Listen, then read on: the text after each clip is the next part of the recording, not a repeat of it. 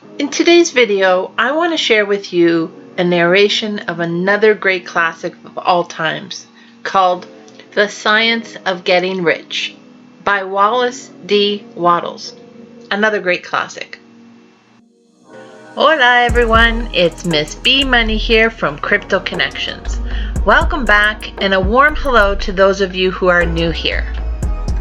If you are new here, it would really mean the world to me if you click on the subscribe button below and become part of our community. And be sure to also click on the notification bell to be notified of my latest uploads.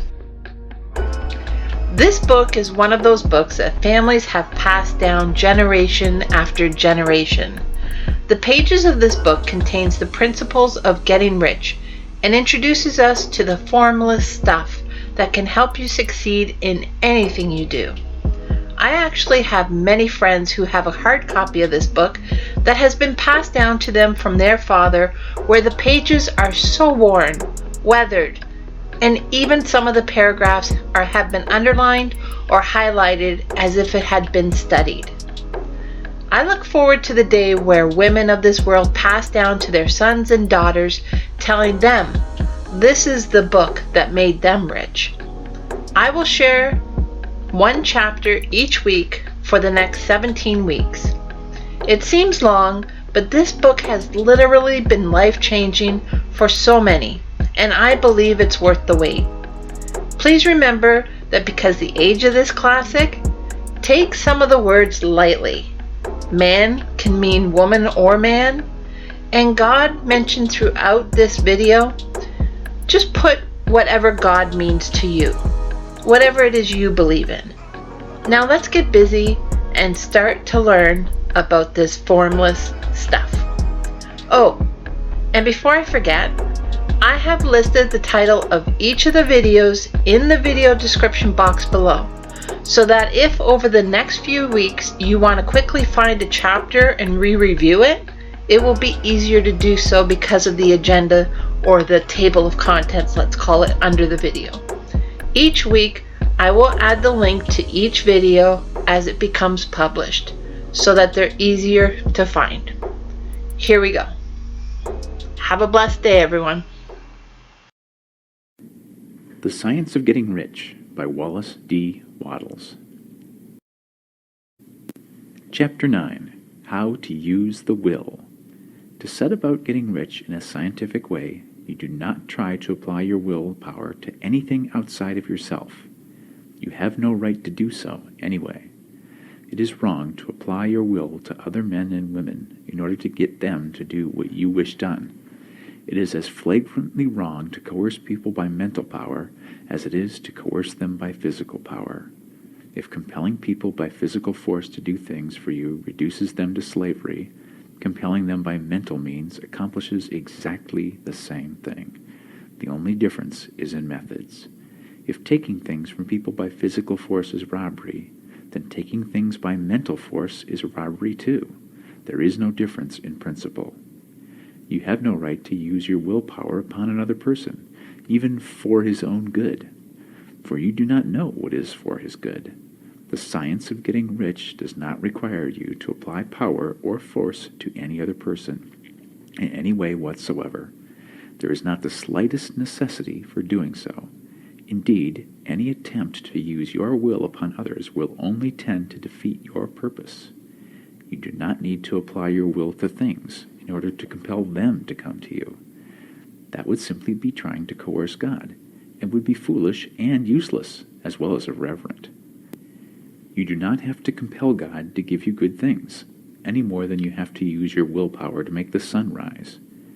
You do not have to use your willpower to conquer an unfriendly deity, or to make stubborn and rebellious forces do your bidding. Substance is friendly to you, and is more anxious to give you what you want than you are to get it. To get rich, you need only use your willpower upon yourself. When you know what to think and do, then you must use your will to compel yourself to think and do the right things. That is the legitimate use of the will in getting what you want, to use it in holding yourself to the right course. Use your will to keep yourself thinking and acting in a certain way. Do not try to project your will or your thoughts or your mind out into space to act on things or people. Keep your mind at home. It can accomplish more there than elsewhere. Use your mind to form a mental image of what you want and to hold that vision with faith and purpose, and use your will to keep your mind working in the right way. The more steady and continuous your faith and purpose, the more rapidly you will get rich, because you will make only positive impressions upon substance, and you will not neutralize or offset them by negative impressions. The picture of your desires, held with faith and purpose, is taken up by the formless and permeates it to great distances throughout the universe, for all I know. As this impression spreads, all things are set moving toward its realization. Every living thing, every inanimate thing, and the things yet uncreated are stirred toward bringing into being that which you want. All force begins to be exerted in that direction. All things begin to move toward you.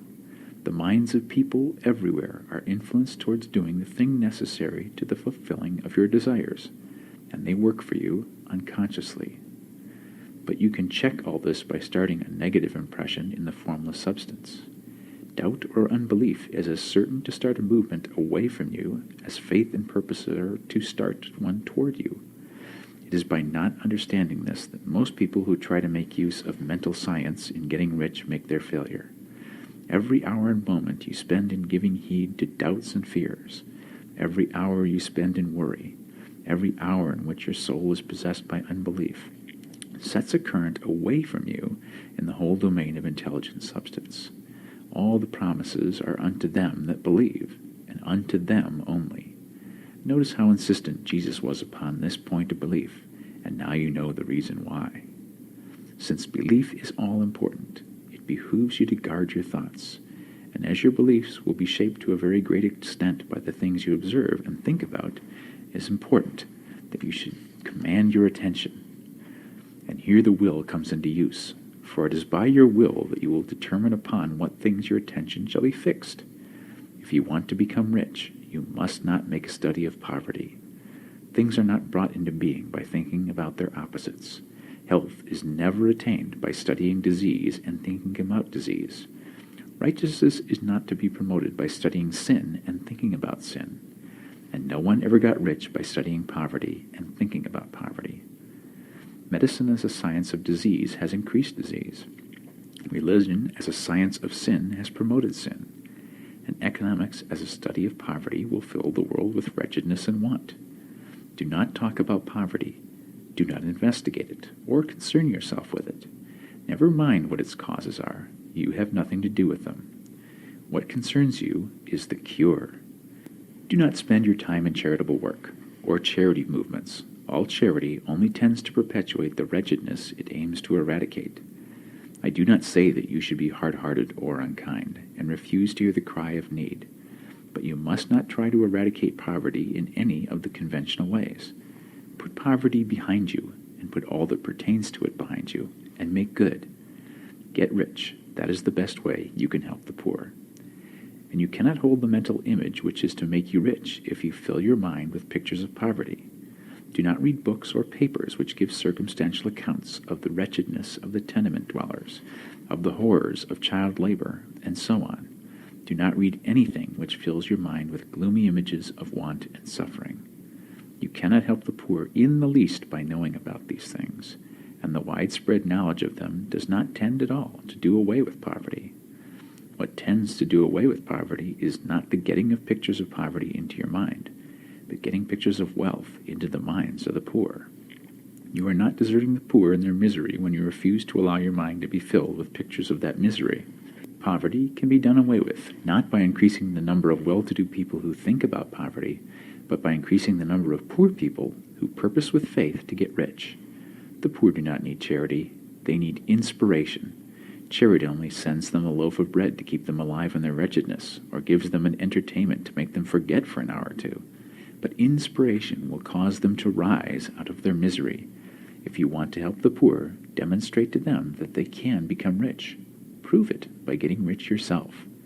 The only way in which poverty will ever be banished from this world is by getting a large and constantly increasing number of people to practice the teachings of this book. People must be taught to become rich by creation, not by competition. Every man who becomes rich by competition throws down behind him the ladder by which he rises, and keeps others down. But every man who gets rich by creation opens a way for thousands to follow him, and inspires them to do so. You are not showing hardness of heart or an unfeeling disposition when you refuse to pity poverty, see poverty, read about poverty, or think or talk about it, or to listen to those who do talk about it. Use your willpower to keep your mind off the subject of poverty, and to keep it fixed with faith and purpose on the vision of what you want. That's it for today's video. Hope you enjoyed, and if you did, please be sure to hit the thumbs up and leave a comment. It really helps to grow the channel. Have a blessed day, everyone, and until next time, hasta luego.